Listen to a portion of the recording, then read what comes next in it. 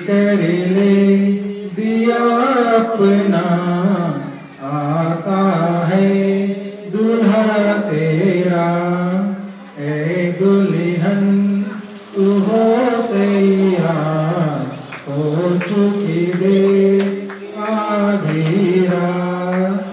देर हुई है आने में, न खाली हो तेल मसालों में।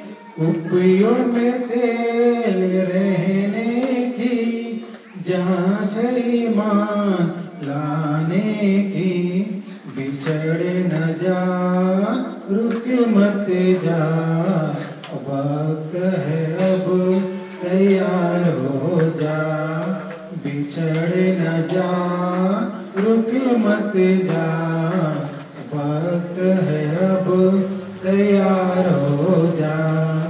ए दुल्हन तू हो तैयार, हो चुकी देर आधी रात। ठीक कर ले दिया अपना, आता है दूल्हा तेरा। झूठे नबी और झूठे मसीह कहते हैं तेल जरूरत नहीं। झूठे नबी और झूठे मसीह कहते हैं तेल जरूरत नहीं। बात मीठी सी करते हैं, मौत की ओर ले जाते हैं। जाते रहो प्रार्थना करो, इनकी बातों से दूर रहो। जाते रहो प्रार्थना करो, इनकी बातों से दूर रहो। ए दुल्हन तू हो तैयार, हो चुकी है आधी रात। कर ले दिया अपना, आता है दूल्हा तेरा। धूम मची है आने की, मुख बन कर मत रहना। तेल नहीं तो अब ले लो, नस की हालत में मत रहना। धूम मची है आने की, मुख बन कर मत रहना।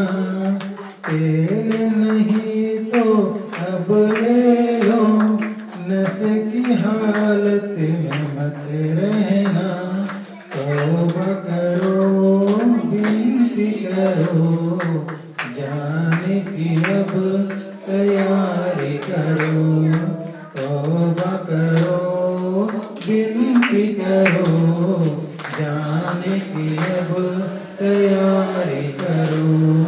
ए दुल्हन तू हो तैयार, हो चुकी देर आधी रात। हालेलुया। धन्यवाद करते हैं खुदावन। सचमुच में आज दुल्हन तैयार हो रही है। इस तरह दुल्हन वचनों को पढ़ती है। वरन खुदा ने कहा है दुल्हन वचन पढ़ती है, लेकिन उनकी भेदों को पढ़ती है ना। दुल्हन किस तरह वचन को पढ़ रही है और उनके भेदों को पढ़ी दुल्हन। सचमुच में दुल्हन आज तैयार हो रही है। वो पिंते कुछ दिन दुल्हन तैयार होना शुरू हुई थी, लेकिन आज दुल्हन पूरी तरह से तैयार हो चुकी है ना। हमें जल्द तैयार होना है और उस रैपिंग ट्रैक में हमें जाना है। तो खुदा का धन्यवाद करते हैं।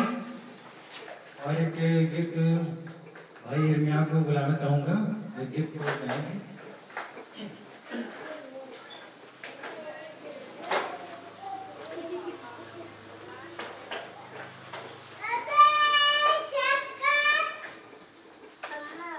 Hallelujah, hallelujah. प्रभु की स्तुति हो। प्रभु की महिमा के लिए गीत को गाएंगे।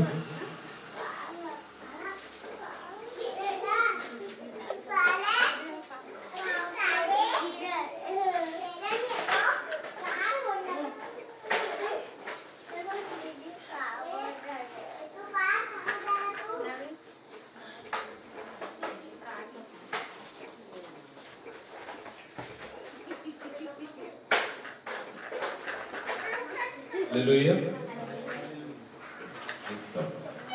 आइए मिलके गीत को गाएंगे प्रभु की महिमा के लिए। एक टूटे हुए दिल ने आप ही को पुकारा है। एक टूटे हुए दिल ने आपको ही पुकारा है। आजा के मसीहा मुझको आपका ही सहारा है। आजा के मसीहा मुझको आपका ही सहारा है। एक टूटे हुए दिल में आपको ही पुकारा है। आजा के मसीहा मुझको आपका ही सहारा है।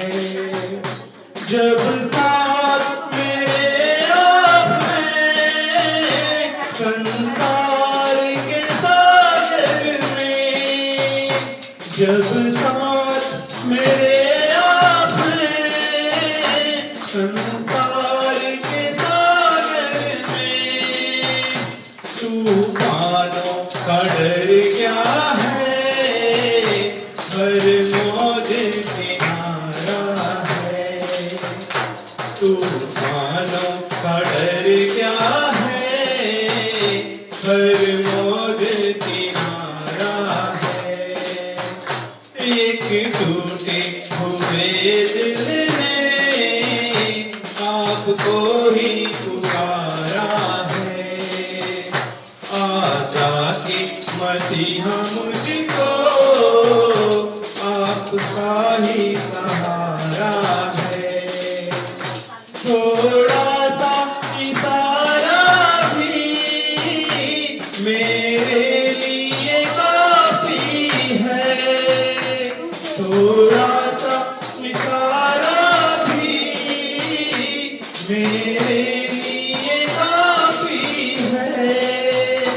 एक डूबने वाले को यीशु का सहारा है। एक डूबने वाले को यीशु का सहारा है। एक टूटे हुए दिल में आपको ही पुकारा है। आजा के मसीहा मुझको आप ही का सहारा है। सच्चाई की राहों से ना मेरे कदम बहके, सच्चाइयों की राहों से ना मेरे कदम बहके, मुझको आपकी राहों में हर वक्त लगाना है। मुझको आपकी राहों में हर वक्त लगाना है। एक टूटे हुए दिल ने आपको ही पुकारा है। आजा के मसीहा मुझको आपका ही सहारा है। आजा के मसीहा मुझको आपका ही सहारा है। Thank you Lord.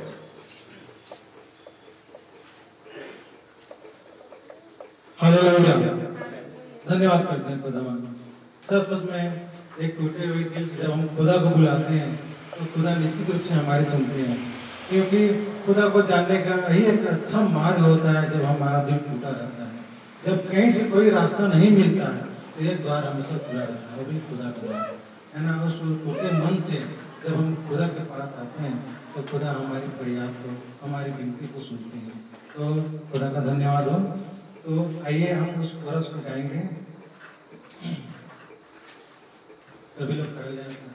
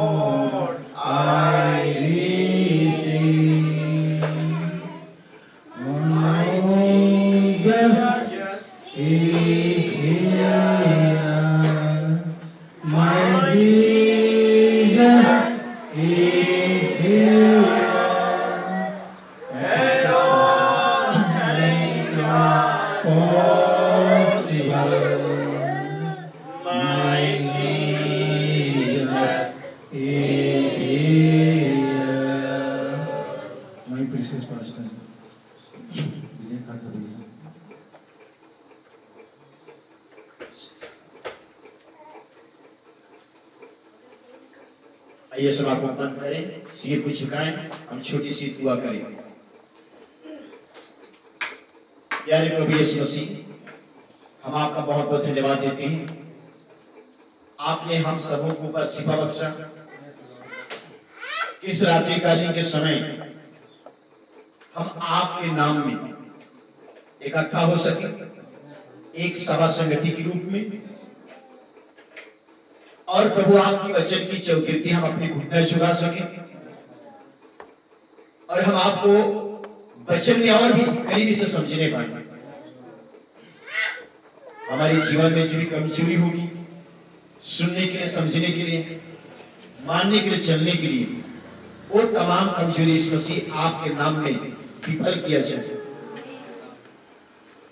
और आप हमारा जिंदगी बनकर, हमारा शिरोमणि, हमारा धाम और गढ़ बनकर प्रभु जी हमारे बीच में उपस्थित हुइएगा, ताकि हम आपका भाई माने, आपका आदर करें और आपकी सेवा में आगे बढ़ सकें। हमारे आज भाई बहनों को प्रभु जी इस सुंदर छत के नीचे, इस भवन के अंदर आपने इकट्ठा किया है। आप अपने बच्चों से बातचीत करें, हमारे भाई बहनों की समझ को खोलें, ताकि आपकी वचन किसी की सीट के ऊपर नहीं परंतु हृदय में अंकित होने पाए और फिर 30 गुना, 60 गुना और 100 गुना फल लाने वाला बने। ये मेरी आपसे प्रार्थना है। जब आपके वचन की मेहनत पर आगे बढ़ते हैं, कोई भी डिस्टर्ब करने वाली आत्मा, हमारी मन को इधर उधर विचलित करने वाली आत्मा यहाँ पे काम ना करे, परंतु आपका नियंत्रण शुरू से आखिर तक यहाँ पे मौजूद बनी रहे। यही मेरी आपसे प्रार्थना है। ओ प्रभु जी, छोटी सी गति को आप कबूल करें और आप अपने वचन के बीच यहाँ पे बोले, ताकि वो फलवंत बन सके। धन्यवाद प्रभु जी, थैंक यू जीसस। मैं आपका बहुत बहुत धन्यवाद देता हूँ। हमारे अजीज भाई बहनों के बीच में आपने मुझे भी उपस्थिति होने के लिए सेवा बख्शा। आपको ही आदर, महिमा, गौरव देते हुए प्रभु जी मैं आपका वर्शिप करता हूँ, मैं आपका स्वागत करता हूँ प्रभु जी, आपकी मौजूदगी के लिए, आपकी उपस्थिति के लिए। धन्यवाद प्रभु जी, मेरी प्रार्थना सुनने के लिए, आशीष देने के लिए प्रार्थना प्रभु यीशु मसीह के नाम से मांगता हूं, आमीन। आइए हम लोग खड़े हुए अपने अपनी बाइबल उठाएं, मेरे साथ छोटी सी वचन निकालेंगे आप लोग। मलाकी नबी की पुस्तक अध्याय 4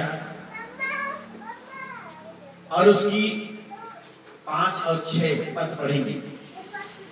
मलाकी नबी की पुस्तक अध्याय 4, 5 और 6 पद पढ़ेंगे।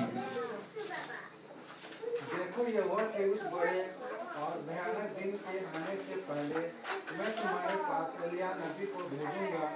वह माता पिता के मन को उनके पुत्रों की ओर और पुत्रों के मन को उनके माता पिता की ओर फेरेगा। ऐसा न हो कि मैं आकर पृथ्वी का सत्यानाश करूं। प्यारे प्रभु यीशु मसीह में आपको धन्यवाद देता हूँ सुंदर पढ़े के वचन के लिए। बाइबल का हर आयत आप है प्रभु जी, और हम आपकी आवाज को सुनने के लिए आप आए हुए हैं। आपका वचन हमारे लिए जीवन है प्रभु, और ये वचन आप ही हैं, क्योंकि वचन बताती है आदि में वचन था, वचन खुदा के साथ था और वचन ही खुदा था। हाँ प्रभु जी, वचन आज आप हैं, आज लिखित रूप में हमारे बीच में मौजूद है। ओ प्रभु जी, हमसे ही आप बोले बातचीत करें, हमें ही आप समझें। प्रभु यीशु मसीह के नाम में प्रार्थना मांगता हूं, आमीन। कृपया आप सब लोग बैठ सकते हैं।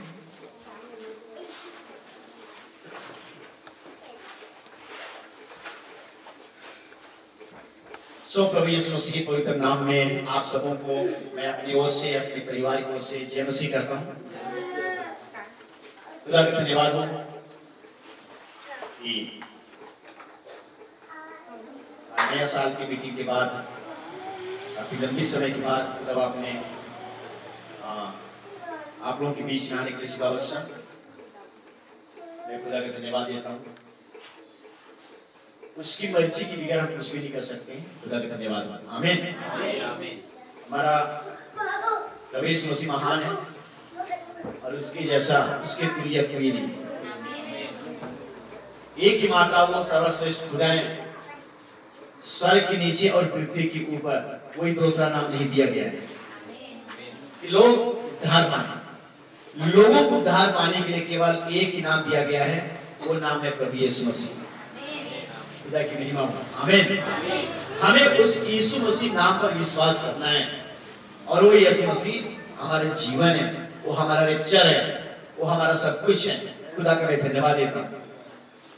तो बहुत लंबी चौड़ी में प्रचार नहीं करूंगा, क्योंकि कल हमको दोनों टाइम बैठना है, वचन के साथ समय बिताना है।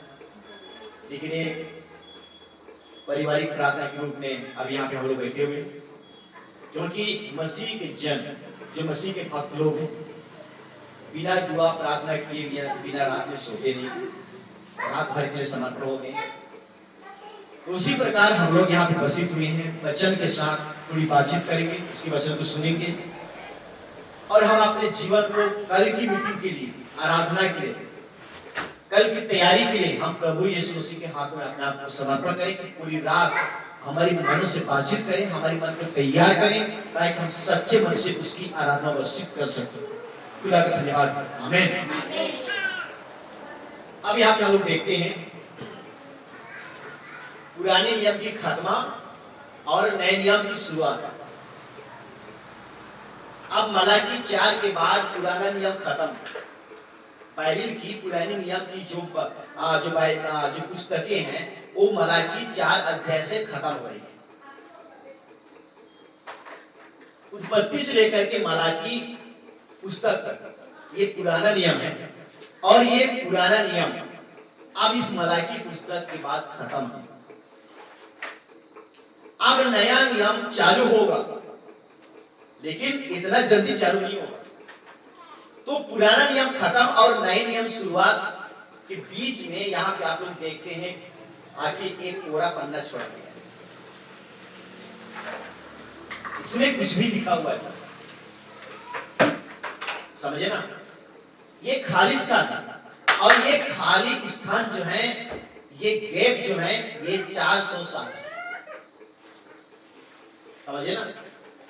ये एक पन्ना जो यहाँ पे छोड़ा गया है, लिखा नहीं गया है यहाँ पे, ठीक है ना? एक पन्ना, ये 400 साल अंतर को बताती है। खुदा की महिमा। अब यहाँ पे आप लोग देख सकते हैं पुराना नियम खत्म हो रही है,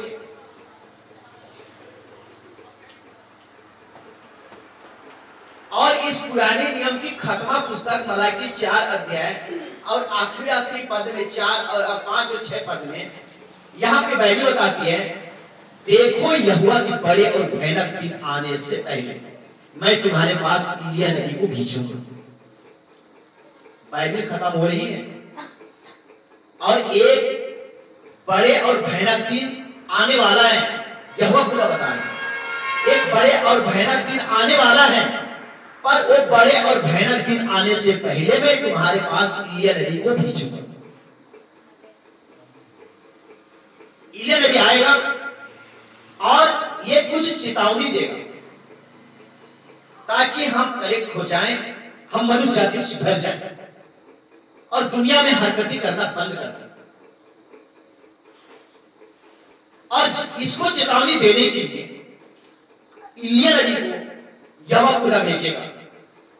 और बाइबल के कैलकुलेशन के अनुसार एलिय्याह नबी का पृथ्वी की अंत आने से पहले, दुनिया की खात्मा आने से पहले एलिय्याह का आना 5 बार है।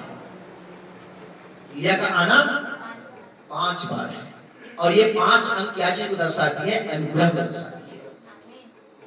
समझ आप लोग? 5 अंक जो है ये अनुग्रह को दर्शाती है। तो खुदा बाप हम मनुष्य जातियों के लिए, दुनिया के मनुष्य जातियों के लिए 5 बार ये अनुग्रह दे रहा है। एक तो बाद में होगा और ये 4 बार ऐसा अनुग्रह दे रहा है खुदा बाप ताकि मनुष्य जाति अपने गुनाहों को छोड़ सके, अपने गलतियों को छोड़ सके और उस गलती के प्रति, उन पाप के प्रति, उन बुराइयों के प्रति खुदा से क्षमा मांग सके, खुदा से प्रस्ताव कर सके और एक नया जिंदगी जी सके ताकि खुदा उनको रिसीव करेगा।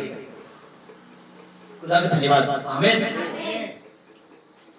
इसलिए यहोवा खुदा यहां पे बोल रहा है कि देखो यहोवा की उस बड़े और भयानक दिन आने से पहले मैं एलिय्याह नबी को तुम्हारे पास भेजूंगा।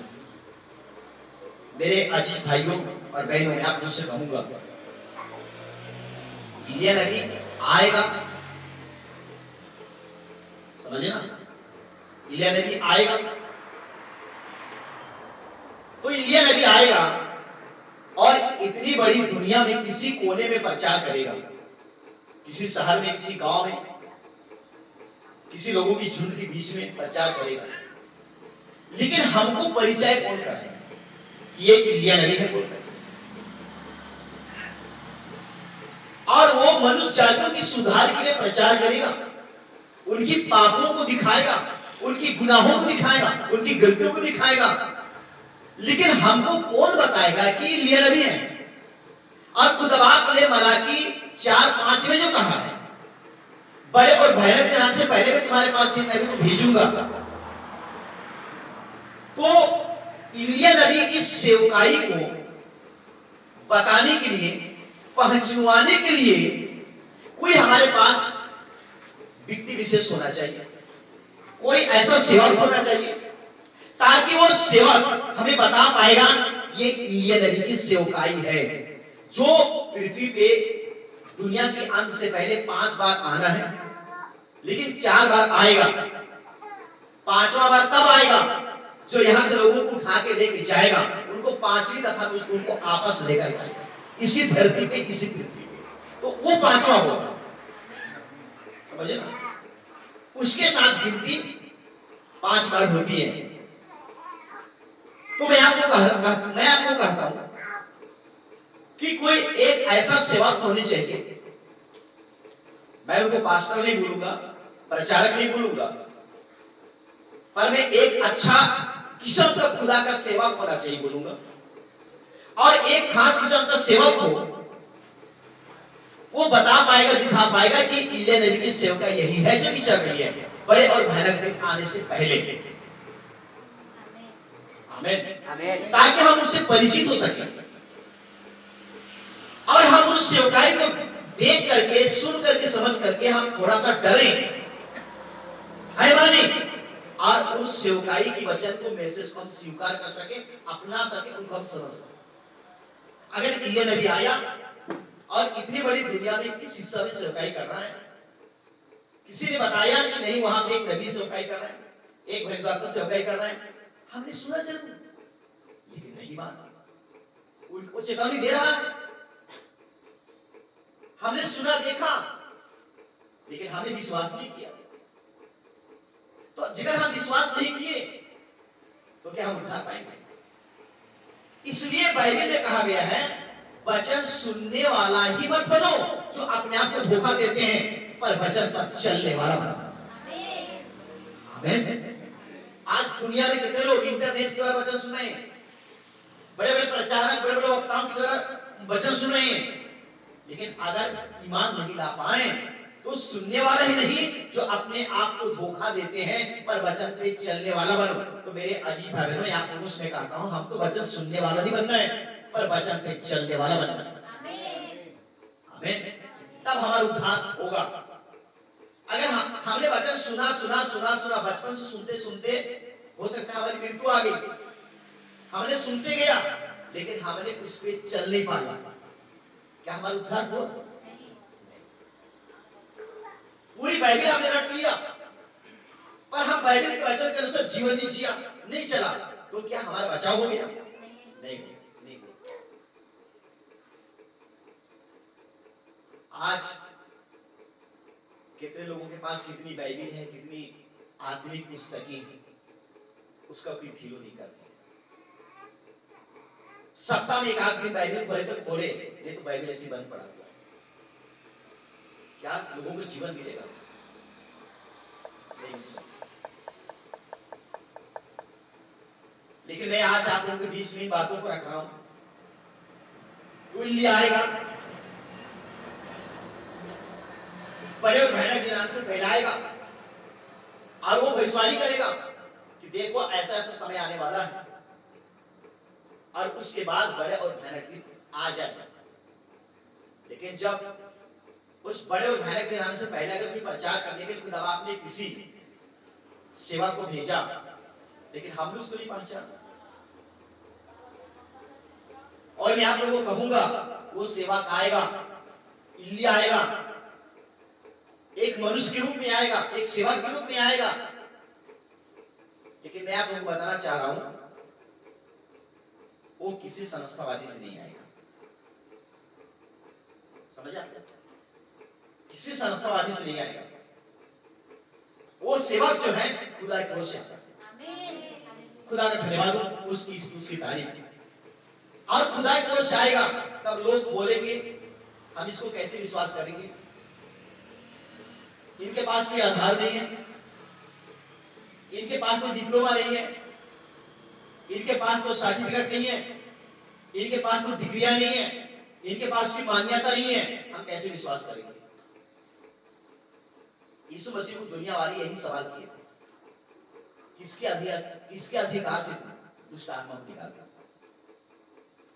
यीशु को क्वेश्चन किए थे। यीशु मसीह को बोलते थे, कौन तुम्हें परमिशन दिया, कौन अधिकार दिया कि तुम दुष्ट आत्मा को निकालते हो?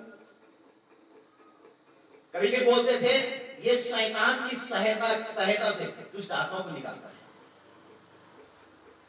तब यीशु मसीह कहता है, तुम्हारे सेवक लोग ही बताएं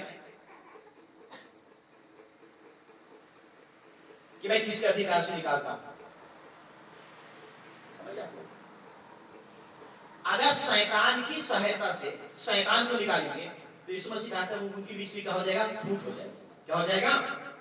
क्या शैतान से लड़ सकता है? अगर लड़ेगा तो शैतान आपस में टकराएगा, फूट हो जाएगा, उनके बीच की एकता रद्द हो जाएगा। शैतान को डांट नहीं सकता।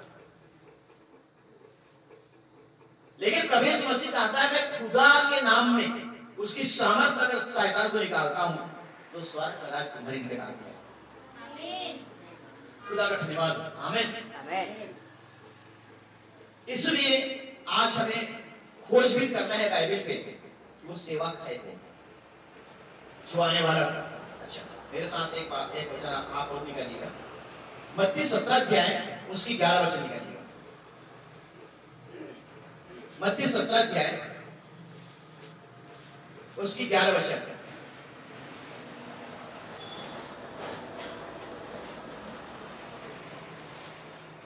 पढ़िए, मत्ती 17 के 11 वचन।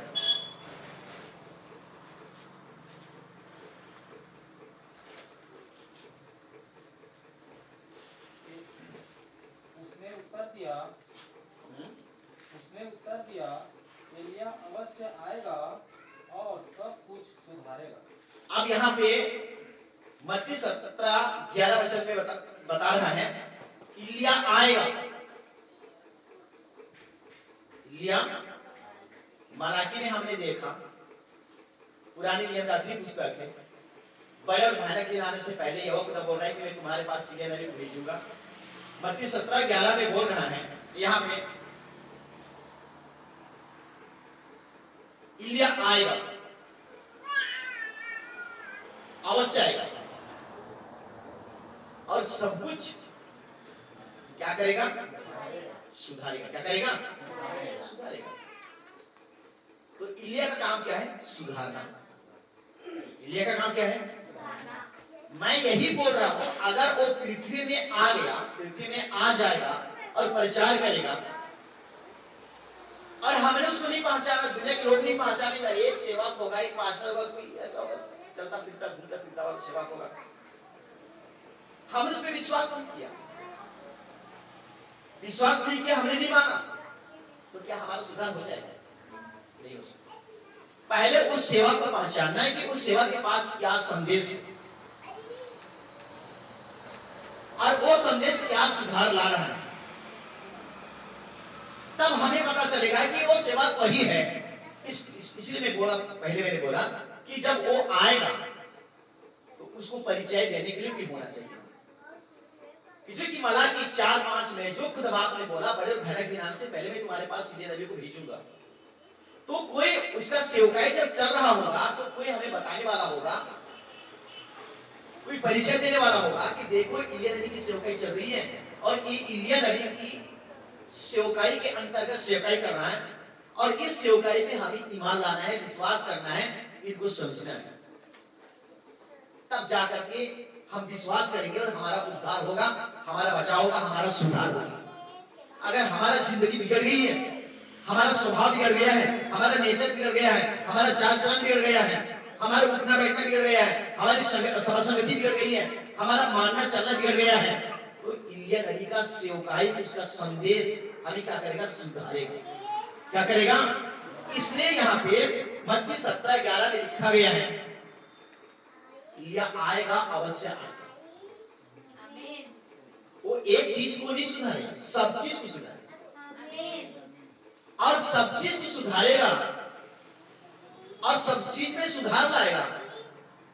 जिस व्यक्ति विशेष को सुधारेगा, अब वो सुधर जाएगा, आराधना करने के लिए सुधर जाएगा, सेवा करने के लिए सुधर जाएगा, आराधना वर्षिप करने के लिए सुधर जाएगा, मानने के लिए, चलने के लिए सुधर जाएगा, हर बुराई से सुधर जाएगा, हर पापों से सुधर जाएगा और वो एक पवित्र व्यक्ति बनेगा, पवित्र व्यक्ति बनेगा।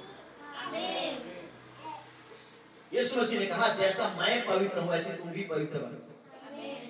तुम्हारा बुलाने वाला पवित्र है, वैसे तुम भी पवित्र बनो। आमीन।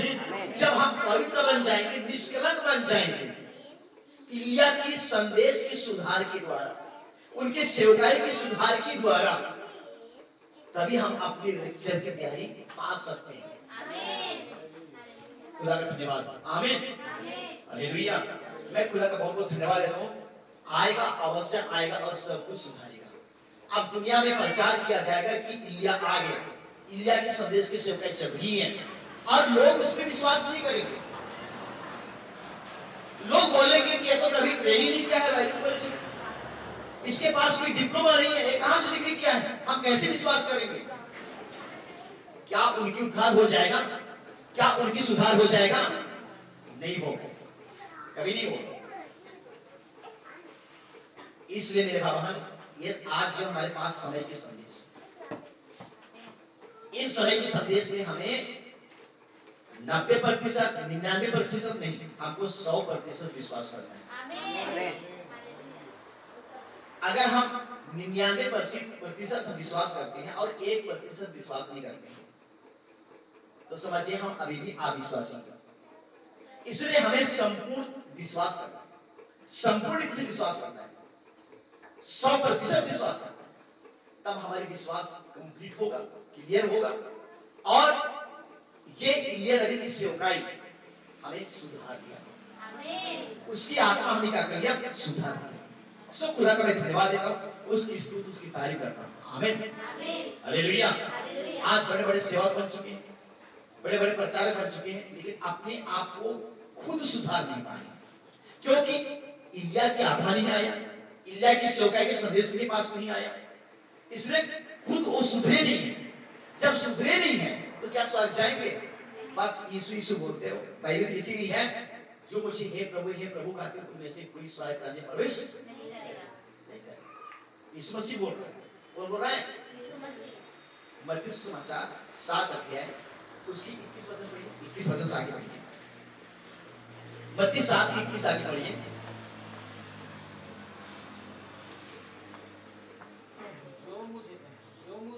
जो मुझसे हे प्रभु कहते हैं, उसमें से हर एक स्वर्ग के राज्य में प्रवेश जो हे यीशु हे प्रभु हे परमेश्वर दिन भर, है ना, माला जापने जैसा जाप रहे हैं, यीशु प्रभु बोलते रहे, जाप रहे हैं, जिसका नाम ले रहे हैं उद्धार पाने के लिए, चंगाई पाने के लिए, शांति पाने के लिए, जीवन पाने के लिए। और जो जीवन देता है, शांति देता है, चंगाई देता है, अनंत जीवन देता है, वो अनंत जीवन देने वाला यीशु मसीह क्या बोल रहे हैं? जो मुझे हे प्रभु बोलने वाले वही स्वर्ग के राज्य में प्रवेश नहीं करेगा। समझे ना? तो इतनी बड़ी दुनिया में इतना ज्यादा संख्या में यीशु यीशु बोलने वाले लोग हैं, प्रभु बोलने वाले लोग, उनकी हालत क्या होगी? क्यों ऐसे यीशु मसीह बोल रहे हैं? क्योंकि यीशु मसीह की आने से पहले इलिया आया,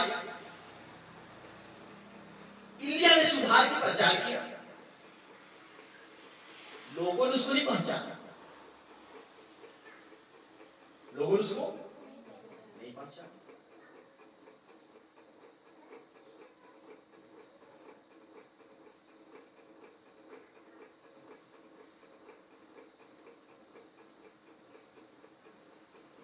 एक वचन दिखा रहा हूं,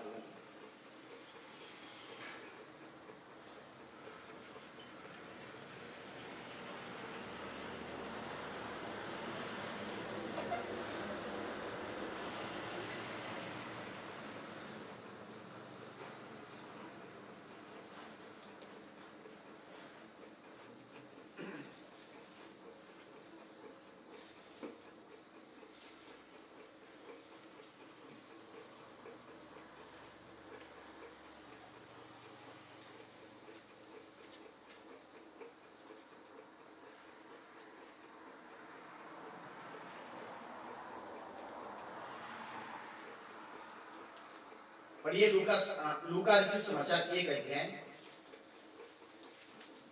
और उसकी 17 वचन पढ़िए।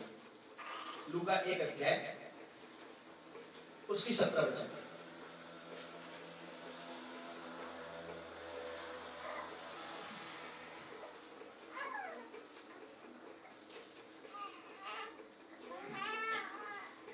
हाँ पढ़िए। वह एलिया की आत्मा और सामर्थ में होकर उसके आगे आगे चलेगा कि पितरों का मन बाल बच्चों की ओर फेर दे और आज्ञा न मानने वालों को धार्मिकों की समझ पर लाए और प्रभु के लिए एक योग्य प्रजा तैयार करे। ये है इलिया नबी की सेवकाई, ठीक है। और ये मलाकी 4 अध्याय उसकी 6 वचन में लिखा गया। मलाकी 4 अध्याय 6 वचन में लिखी गई है, ठीक है। आप देखिए यहां पे लिखी गई है, वह इलिया की आत्मा ने, ठीक है, जो 5 बार आना है इलिया का, तो इलिया उसी रूप में जो पहले आया था इजेबेल और राहाब के समय में, और अपना सेवकाई पूरा किया। उसने बोला था जब तक मैं नहीं बोलूंगा तो आकाश से बारिश नहीं होगा, तो 3.5 साल तक बारिश नहीं हुआ था। फिर उसने दुआ की, बारिश आई। 400 इजेबेल के झूठे प्रचारकों को, झूठी पास्टरों को उसने खत्म कर दिया था, वो एलिया। और उसकी सेवकाई पूरा हुआ तो एक आग से जलते हुए रथ और घोड़ा आया और इलिया उसमें बैठ गया और इलिया को घुमाते घुमाते, पाउडर जाती है ना, इलिया को लेके चला गया। और जिस समय इलिया की रैप्चर होने वाला था, उसका दास, उसका सेवक इलीसा उनके साथ था। समझे ना? कई बार इलिया ने बोला, इलीसा तुम यहां रुक जाओ, क्योंकि प्रभु मुझे थोड़ा सा आगे जाने के लिए बोल रहा है। लेकिन इलीसा जान गया था कि इसका रैप्चर होने वाला है। और इलीसा बोलता था कि प्रभु मैं आपको छोड़ूंगा नहीं, आप जहां जाएगा वहीं जाओ। समझे ना? इलीसा उसको छोड़ नहीं रहा था। इलीसा छोड़ नहीं रहा था, इसलिए खुदा बाप को आग से जलते हुए घोड़ा और रथ को भेजना पड़ा। अगर आग की आंच आ रहा है तो आग के पास भी खा सकेगा, लेकिन इलिया के तो ऐसा लग रहा है कि इसी की हवा चल रहा है। इलीसा और इलिया साथ साथ है, इलीसा और इलिया साथ साथ है। तो इलीसा को इलिया से अलग कैसे करना है, खुदा के पास तरीका है। आज पापियों को धर्मियों से अलग करना है, हमारे पास तरीका नहीं है, खुदा के पास तरीका है। आज झूठी कलीसिया को सच्चे कलीसिया से कैसे अलग करना है, और सच्चे कलीसिया को झूठी कलीसिया से कैसे अलग करना है, सच्चे विश्वासियों को झूठी विश्वासियों से कैसे अलग करना है, सच्चे मसीहों को झूठी मसीहों से कैसे अलग करना है, ये तरीका आपके पास, मेरे पास नहीं है, खुदा के पास। समझे नहीं? समझ?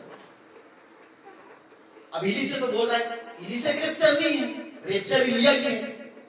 लेकिन इलीसा को समझ आ गई, अब मेरा स्वामी मुझे छोड़ करके जाने वाला है स्वर्ग, इसलिए इसको छोड़ना नहीं। तो भैया आपका रैप्चर नहीं है और आप जबरदस्ती कर रहे हैं, तो आपको तो खुदा लेके नहीं जाएगा। आपको स्वर्ग जाने के लिए जितना इलिया मेहनत किया है, उतना मेहनत तुझे करना पड़ेगा।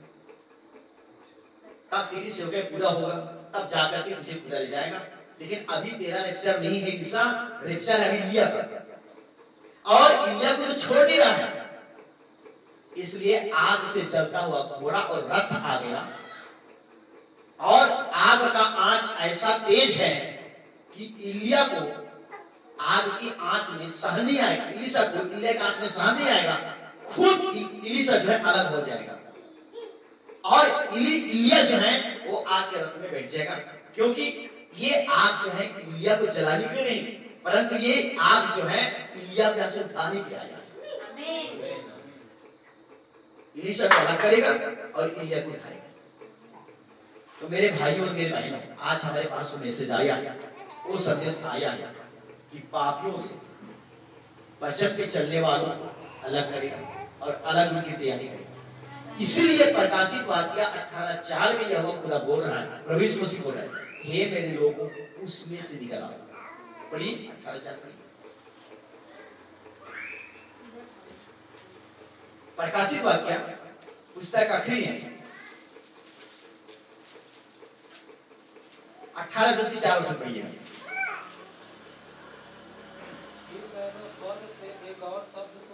फिर मैंने स्वर्ग से एक और आवाज सुना, आगे, हे मेरे लोगों, हे मेरे लोगों उसमें से निकल आओ।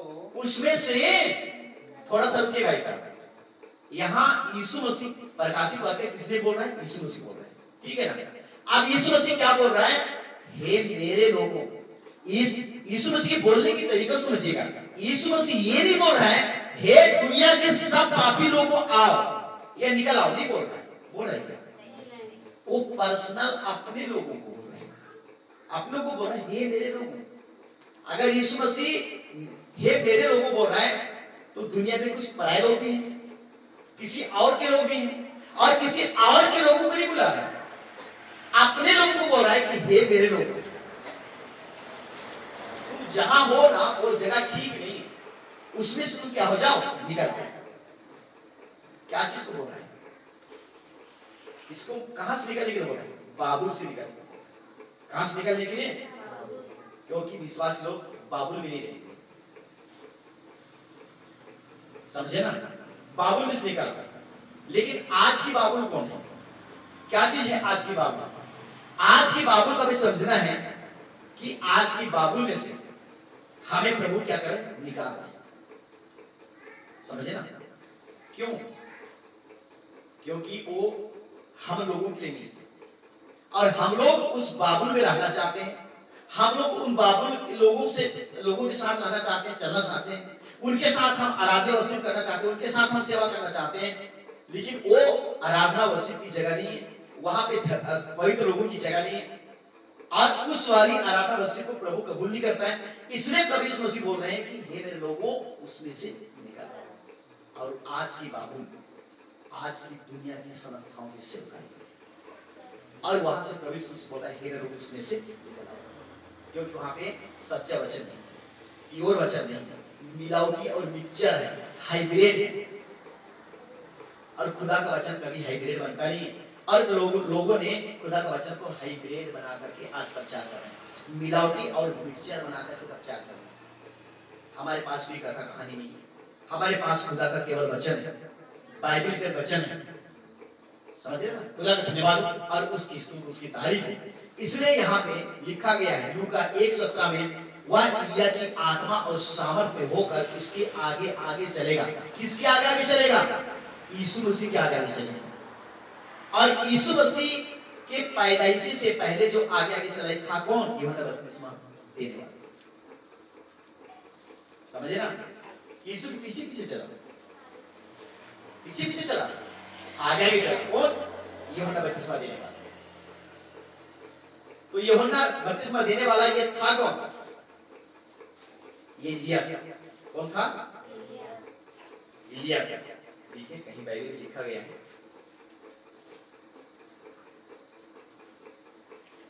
खुदा का धन्यवाद।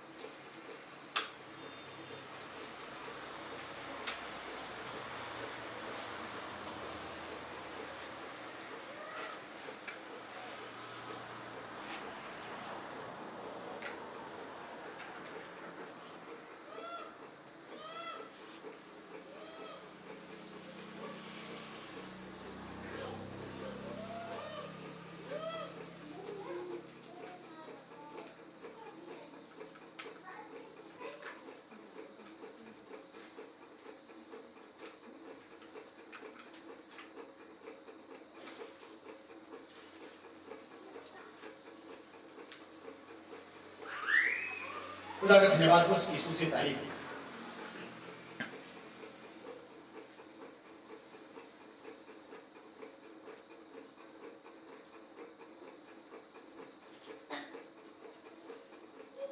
थोड़ा सा आप मेरे साथ समझने के निकालिएगा।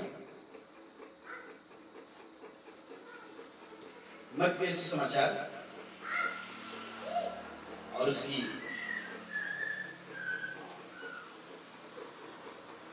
अध्याय 2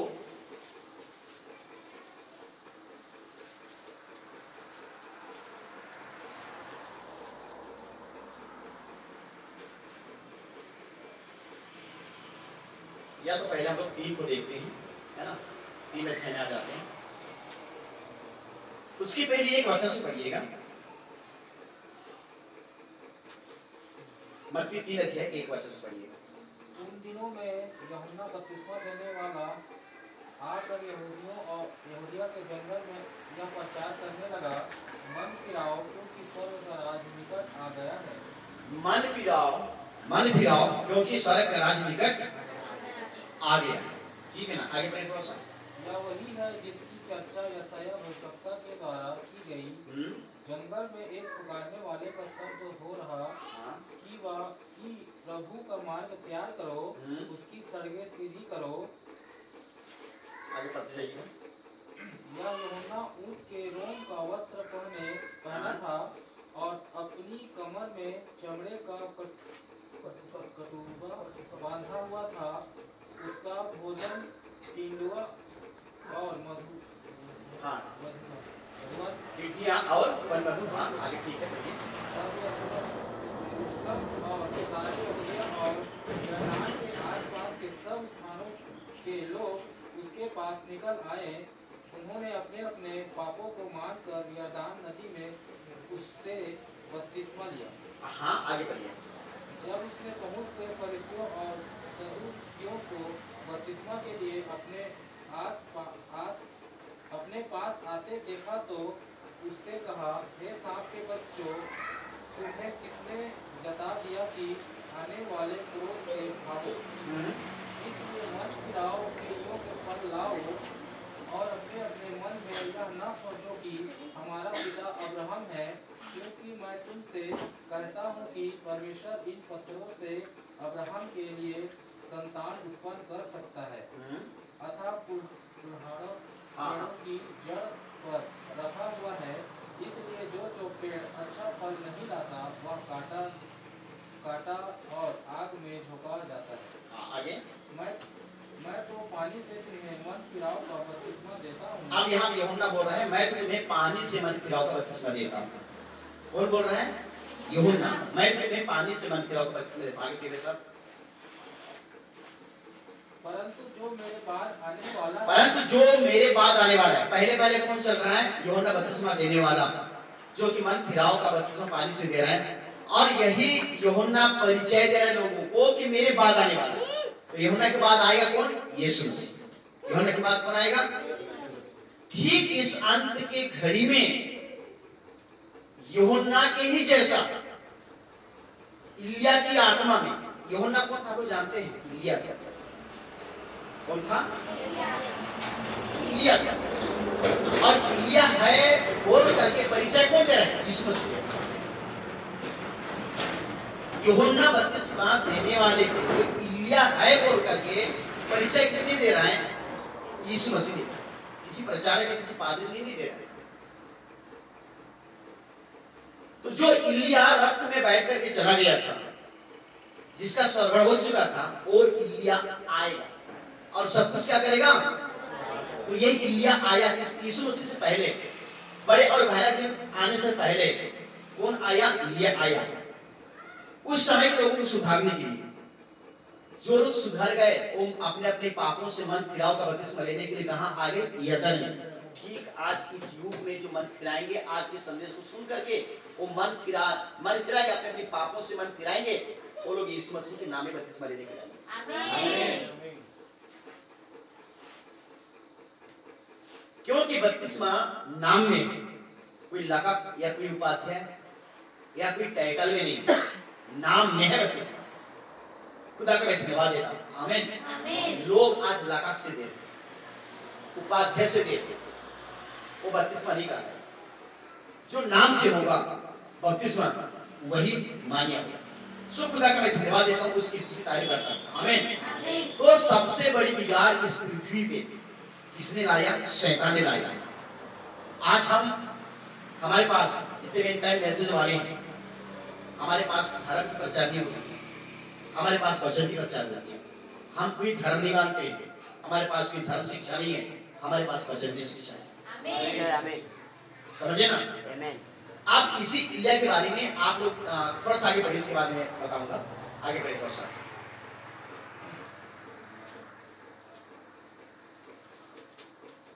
जहां से छोड़े हुए थे, जो मत्ती 3 अध्याय का। परंतु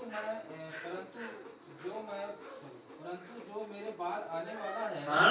वह मुझसे शक्तिशाली है। हाँ। मैं उसकी जूती उठाने के योग्य नहीं। मैं उसका जूता उठाने का योग्य नहीं हूँ। कौन बोल रहा है? बपतिस्मा देने वाला यूहन्ना बोल रहा है। किसको बोल रहा है? यीशु मसीह को बोल रहा है। जो मेरे बाद आने वाला है वो कौन है? प्रभु यीशु मसीह है। मैं तो तुम्हें पानी से बपतिस्मा देता हूँ, मन खिलाऊंगा, लेकिन मेरे बाद आने वाला शक्तिशाली है, जिसका मैंने जूता उठाने का योग्य भी नहीं हूँ, वो तुम्हें पवित्र आत्मा और आग से बपतिस्मा देगा। बढ़िया। वह तुम्हें पवित्र आत्मा और आग से बपतिस्मा वो तुम्हें पवित्र आत्मा और आग से बपतिस्मा देगा। आगे उसके हाथों में है उसका सूप उसके हाथों में है और वह अपना खलिहान अच्छी रीति से साफ करेगा। इसका मतलब वो यीशु मसीह एक किसान है। किसान लोग खलिहान को क्या करते हैं?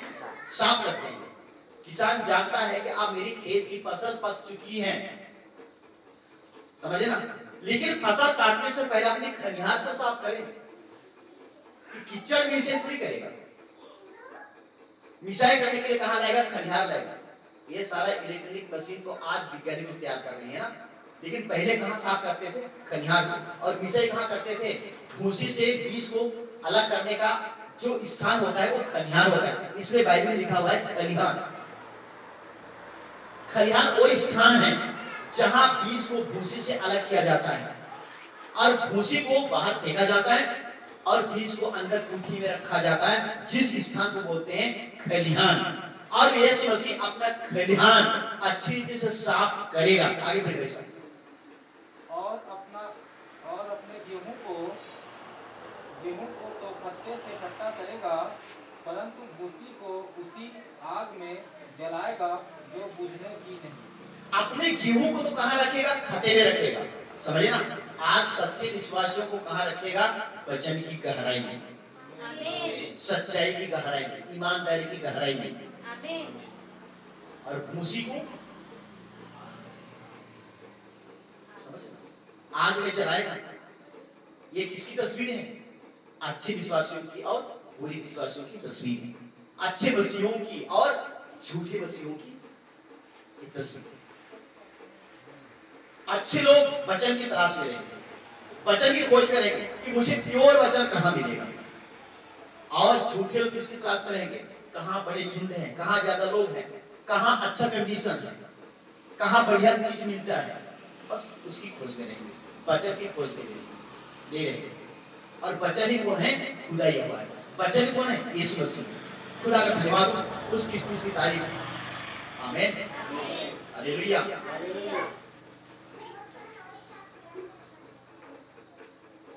खुदा की महिमा हो। एक वचन आप लोगों देख लीजिए मेरे साथ। यही मत्ती रचित समाचार अध्याय 11। मत्ती रचित समाचार अध्याय 11 और उसकी आप लोग पढ़िएगा।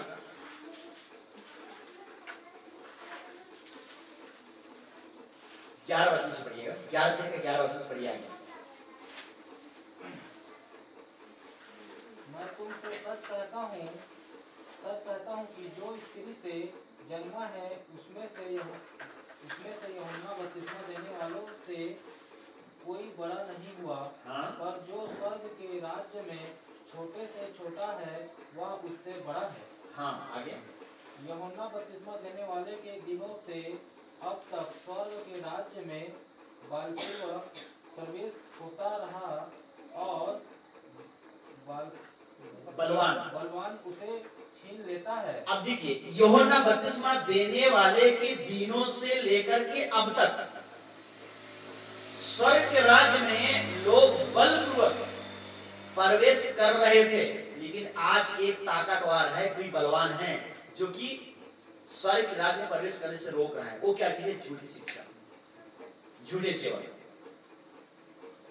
समझ आ रही है? वो बलवान है, यहां लिखा गया है बलवान।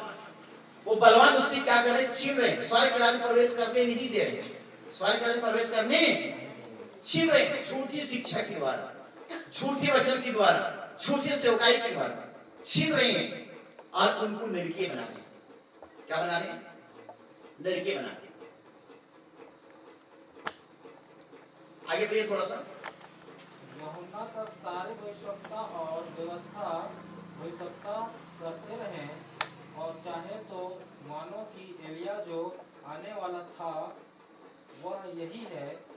जिसके जिसके सुनने के कान हो वह सुने। जो आने वाला था, इलिया आएगा, अवश्य आएगा, सब कुछ सुधारेगा।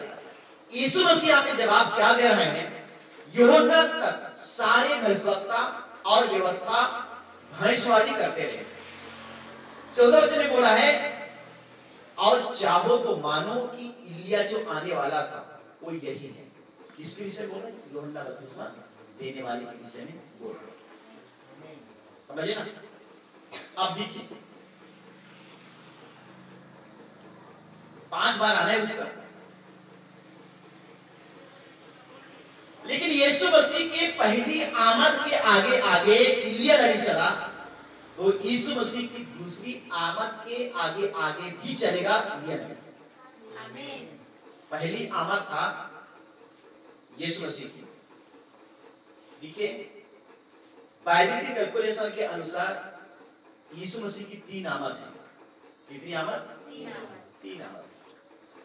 पहली आमद, दूसरी आमद और तीसरी आमद। ठीक है। आज पूरे संसार में यीशु मसीह की दूसरी आमद के बारे में टीचिंग दिया जा रहा है, शिक्षा दिया जा रहा है, प्रचार किया जा रहा है। लोगों को बताया जा रहा है कि आप अपने आप को तैयार करो, क्योंकि यीशु मसीह की दूसरी आगमन होने वाला है। क्या प्रचार किया जा रहा है? दूसरी आगमन होने वाला है। लेकिन आज हम लोग यीशु मसीह की दूसरी आगमन हो रहा है, होने वाला है बोल करके प्रचार नहीं कर रहे हैं। आज हम लोग बोल रहे हैं, हम प्रचार कर रहे हैं। आज हमारे पास मैसेज है, हमने इलिया नबी को जाना कि पहली आमद के आगे आगे इलिया नबी चला। यीशु मसीह की पहली आमद के आगे इलिया नबी चला, तो यीशु मसीह की दूसरी आमद के आगे आगे भी इलिया नबी चलेगा। इस बात को हमने जान लिया। हमें कोई समझाने वाला, दिखाने वाला, कोई सेवक हमसे मुलाकात किए, हमारे आंखों को खोले, हमने समझ गया कि यीशु मसीह की दूसरी आमद के पहले पहले इलिया नबी फिर से चलेगा। तो फिर से चलेगा, वो किस रूप में आएगा, कौन सा संदेश लेकर आएगा, इन संदेश को तो हमें समझना है। तो इलिया, यीशु मसीह की दूसरी आमद के पहले जो इलिया नबी चला, आगे आगे चला, जिसके विषय में खुदा बाप ने बोला, भाई बहना ने बताया कि मुझसे खुदा का दूत ने बोला कि जैसे यूहन्ना बपतिस्मा दाता यीशु मसीह की पहली आमद के आगे आगे चला, उसी प्रकार यीशु मसीह की द्वितीय आगमन के आगे आगे तुम उसके चलोगे। आमीन। तो था कौन? भाई बिलीव में बढ़िया। आमीन। द्वितीय आगमन, तो प्रभु यीशु मसीह की दूसरी आमद हो चुकी है, दूसरी आमद होगा नहीं, हो चुकी है। आमीन। लेकिन कोई दिखाने वाला, कोई बताने वाला, बाइबल से मेल कराने वाला होना चाहिए, लोगों की आंखों को खोलने वाला होना चाहिए, उनकी कानों में उन आवाजों को डालने और सुनाने वाला होना चाहिए, ताकि खुदा उनकी समझ को खोले, ताकि वो समझे कि हाँ, ये सेवक वही है जिसकी विषय में आशा है भविष्यवक्ता ने भविष्यवाणी किया। खुदा का धन्यवाद। आमीन। तो लोगों को तो परिचय ही नहीं है, बस लोग वहां भूले हुए हैं। यीशु मसीह चंगा करता है, यीशु मसीह जिंदा करता है, यीशु मसीह मुर्दों को जिलाता है, यीशु मसीह लंगड़ों को दौड़ाता है, यीशु मसीह बहरों को सुनाता है, यीशु मसीह गूंगों को बुलवाता है। बस इतने में लोग क्या हैं? भूले भटके हुए हैं। आश्चर्य काम को देख रहे, बोल रहे हैं कि हाँ, यीशु मसीह ऐसा काम करता है, हम विश्वास करेंगे। लेकिन यीशु मसीह ने क्या बोला? इस युग के बुरे लोग चिन्ह ढूंढते हैं। क्या बोला? इस युग के बुरे लोग चिन्ह ढूंढते हैं। तो चिन्ह ढूंढने वालों को यीशु मसीह ने क्या बोल रहा है? बुरे लोग बोल रहे हैं। और हे प्रभु बोलने वालों को मत्ती 7:21 में क्या बोल रहा है? जो मुझे हे यीशु बोलते हैं, उनमें से एक भी स्वर्ग में प्रवेश नहीं करेगा। तो प्रवेश कौन करेगा? पर वही जो उसके वचन पर चलने वाला। तो इसलिए मेरे भाइयों, मेरी बहनों, हमको वचन सुनने वाला नहीं, पर वचन पर चलने वाला बने। आमीन। खुदा का धन्यवाद, उसकी तारीफ। आमीन।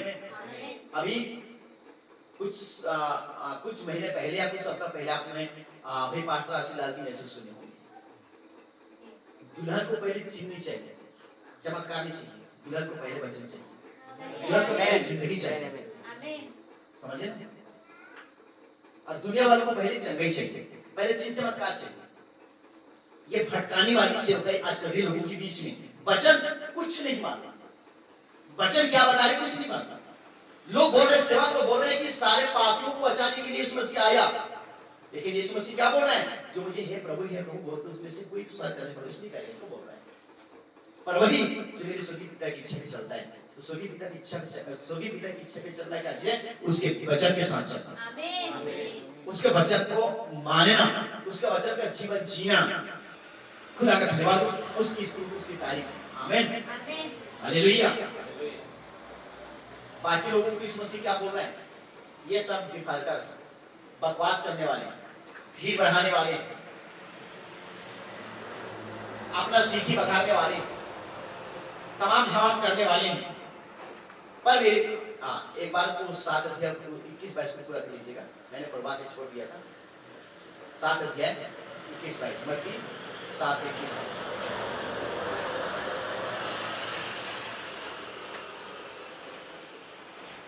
हाँ पढ़िए, 21 वचन से पढ़िए। जो मुझसे हे प्रभु कहते हैं, उनमें से हर एक स्वर्ग के राज्य में प्रवेश ना हर एक स्वर्ग के राज्य में प्रवेश ना करेगा, नहीं करेगा। आगे, परंतु वही जो मेरे स्वर्गीय पिता की इच्छा पर चलते हैं। तो कौन प्रवेश करेगा, वही जो स्वर्गीय पिता की इच्छा पे चलता है, अर्थात प्योर वचन के अनुसार चलता है। वो कहाँ प्रवेश करेगा, स्वर्ग के राज्य में प्रवेश करेगा। आगे, उस दिन बहुत से लोग मुझसे हाँ? कहेंगे, हे प्रभु क्या हमने तेरे नाम से भविष्यवाणी नहीं की, और तेरे नाम से दुष्ट आत्मा को नहीं निकाला, और तेरे नाम से बहुत से आश्चर्य कर्म नहीं किए? तब मैं उनसे खुलकर कह दूंगा, मैंने तुमको कभी नहीं जाना, हे कुकर्म करने वालों, मेरे पास से चले जाओ। अब रुकिए, आज जो दुष्ट आत्मा निकाल रहे हैं, शैतान को निकाल रहे हैं, समझिए, और उनके पास वचन इसलिए कुछ नहीं है, और दुष्ट आत्मा को निकालने का काम कर रहे हैं, शैतान को भगाने का काम कर रहे हैं, चंगाई करने का काम कर रहे हैं, और वचन एक भी नहीं उनके पास, 0 पॉइंट उनके पास वचन। ध्यान से सुनिए मैं क्या बोल रहा हूं, वचन क्या बोल रहा हूं। यीशु मसीह बोल रहे हैं, उनमें से एक भी स्वर्ग के राज्य में प्रवेश नहीं करेगा, ऐसा करने वाले, पर वही जो मेरे स्वर्गीय पिता की इच्छा पे चलता है। और मैं बोल रहा हूं कि स्वर्गीय पिता की इच्छा पे चलना क्या है, 100% संपूर्ण वचन को मानना है। आधा वचन है, आधा मानेगा आप विश्वास, संपूर्ण वचन मानेगा वो विश्वास। और यहां पर यीशु मसीह ये भी बोल रहा है, उस समय उस दिन बहुत से लोग आएंगे मेरे पास। इतनी बड़ी दुनिया में क्रिश्चियनों की संख्या बहुत ज्यादा हो चुकी है, बहुत ज्यादा। बहुत सारे लोग आएंगे कि प्रभु आपके नाम से शैतान को निकाला, आपके नाम से दुष्ट आत्माओं को निकाला, आपके नाम से चंगाई किया, आपके नाम से भविष्यवाणी अर्थात वचन की प्रचार किया, आपके नाम से आश्चर्य कर्म किया, ये किया वो किया, लेकिन आप क्यों बोल रहे हैं कि सारे कर्म प्रवेश नहीं करेंगे? तब यीशु मसीह यहाँ पे क्या बोल रहा है, मैंने तुम्हें कभी नहीं जाना। मैंने तुम्हें दुष्ट आत्मा निकालने के लिए भेजा था? क्या मैंने तुम्हें आश्चर्य करने के लिए भेजा था? कब मैंने तुम्हें भेजा था? कब मैंने तुम्हें नियुक्त किया था? कि कब मैंने तुम्हारे हाथ में सेवकाई दिया था? जो संस्था का डायरेक्टर तुम्हारे लिए सेवकाई दिया, जाओ उसके पास, तुम उसका काम किया कि मेरा काम किया। उसने तुम्हारे लिए मजदूर दिया, उसने तुम्हारे लिए रोजी रोटी दिया, काम तुमने उसका किया, मेरा काम किए हो। वो तुम्हें ले जाए, मैं तुम्हें नहीं जानता, तुम कौन? और यीशु मसीह बोल रहा है कि हे कुकर्म करने वाले, तुम मेरे सामने से चले जाओ। तुम कुकर्म करने वाले हो। मैंने तुम्हें नहीं सौंपा था कि तुम जाओ प्रचार करो, मैंने तुम्हें नहीं सौंपा कि जाओ तुम दुष्ट आत्माओं को निकालो, मैंने तुम्हें नहीं सौंपा था कि जाओ तुम आश्चर्य कर्म करो। किसने सौंपा? जिसने तुम्हें सौंपा है ना, उसके पास जाओ, मेरे पास तुम क्यों आए? इसलिए बोल रहा है कि हे कुकर्म करने वाले, मेरे सामने तुम चले जाओ। इसलिए मेरे भाई बहन, किसी लोगों की कहने से हमको सेवकाई नहीं करना कि भाई साहब तुम सेवक बन जाओ, भाई साहब तुम ये कर दो वो कर दो, किसी की कहानी से नहीं। अगर खुदावंद हमें सेवकाई सेवक बनाएगा तो अपना वचन से हमें भरेगा।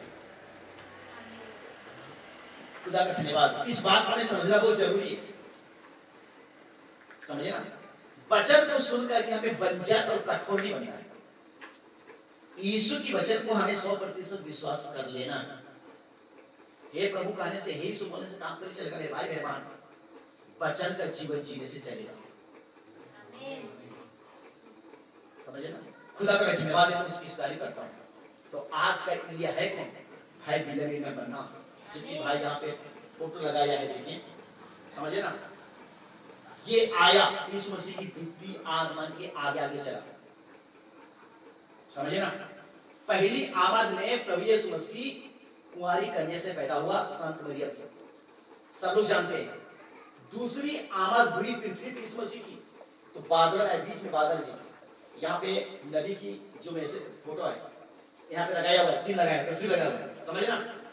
ये नबी प्रकाशित वाक्य 10:7 है। ये प्रकाशित वाक्य 10:7 है, ऐसे नहीं है ये, समझे ना? जैसे यूहन्ना बपतिस्मा दाता आया था, वैसे भाई बरनबास आया। और भाई बरनबास कौन है? प्रकाशित वाक्य 10:7 है। बादल कौन है? ये प्रकाशित वाक्य 10:1 है। खुदा का धन्यवाद, आमीन, हालेलुया। इसको ऐसे बादल मत समझिएगा, वो प्रकाश वाक्य 10:1 है। क्योंकि बाइबल ने कहा मैं आऊंगा तो बादलों में होकर आऊंगा, बोला नहीं बोला था? बाइबल में आप लोग मत्ती, मरकुस, लूका, यूहन्ना में आप पढ़ेंगे तो लिखा गया है मैं आऊंगा बादलों में होकर आऊंगा। तुरही का आवाज होगा, नरसिंगा का आवाज होगा, ये तमाम चीज बोला। लेकिन तुरही और नरसिंगा का आवाज क्या चीज है? प्रकाशित वाक्य का मैसेज की भेदों की प्रकटीकरण करना। प्रकाशित वाक्य में गर्जन के साथ शब्द है, और प्रकाशित वाक्य का खुलासा करना, भेदों की प्रकटीकरण करना, इसको बोला गया तुरही का आवाज, नरसिंगा का आवाज। खुदा का मैं धन्यवाद देता हूं, उसकी तारीफ करता हूं, आमीन, हालेलुया। इसलिए मेरे बहन भाई बरनबास ने जो प्रचार किया वो 100% सत्य है, कहीं भी उसने झूठ नहीं प्रचार किया। 7 मोहर को किसने प्रचार किया? किसने लेकर आया? भाई बरनबास ने लेकर आया। खुदा का धन्यवाद, उसकी तारीफ, आमीन, हालेलुया। जब ये बादल आया 28 फरवरी 1963, कब आया? 28 फरवरी 1963 को आया। खुदा का धन्यवाद, आमीन। और नबी बताती हैं ये जो कहना चाहिए सफेद जो बादल से दिख रहा है, ये बादल नहीं, ये 7 स्वर्गदूतों की पंखों के द्वारा यीशु मसीह को पगड़ी के रूप में बनाए, पगड़ी के रूप में पहनाया गया। ये 7 स्वर्गदूत अपनी पंखों से इसको पगड़ी बनाए हुए हैं। और ये पगड़ी क्या चीज दर्शा रही है? न्यायाधीश को दर्शा रही है। जब एक बुजुर्ग न्यायाधीश को दर्शाती है, ताकि वो बिग को दर्शाती है, पगड़ी को दर्शाती है, ताकि वो सफेद बिग लगाया गया। और ये 7 स्वर्गदूतों की पंखों से भाई बरनबास को उठाया गया, और 7 मोहरों की प्रगटीकरण करने का भेद भाई बरनबास को समझाया। तब उसने 7 मोहरों की प्रचार किया। सो खुदा का धन्यवाद और उसकी तारीफ, आमीन, हालेलुया। 7 कलीसिया काल के बारे में किसी ने प्रचार नहीं किया। यीशु मसीह के जाने के बाद यीशु मसीह आया, 33.5 साल तक रहा। 33.5 साल में 3.5 साल उसने सेवकाई किया। उसके बाद में 37 आसपास उसको कहने से क्रूसित हो गया, मारा गया, इसको गाड़ा गया।